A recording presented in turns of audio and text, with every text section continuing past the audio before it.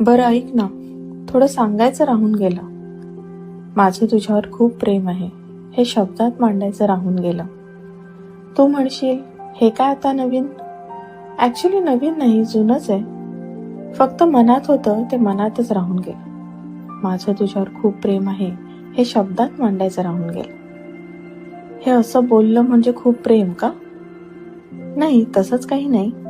पण बोलले तर हसशील ना गालात, तेच बघायचं राहून गेलं. माझं तुझ्यावर खूप प्रेम आहे, हे शब्दात मांडायचं राहून गेलं. राग व्यक्त होतो शब्दात, सूचनाही व्यक्त होतात. प्रेम व्यक्त केलं की दिखावा वाटतो, म्हणून कदाचित बोलायचं राहून गेलं.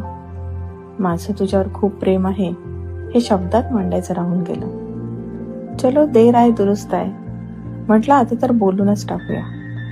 नाहीतर नंतर वाटायचं मीही होते, तूही होतास, पण वेळेचं इंजिनच थांबून गेलं. माझं तुझ्यावर किती प्रेम आहे, शेवटी शब्दात मांडायचं राहून गेलं. ऐक ना, थोडं सांगायचं राहून गेलं. माझं तुझ्यावर खूप प्रेम आहे, हे शब्दात मांडायचं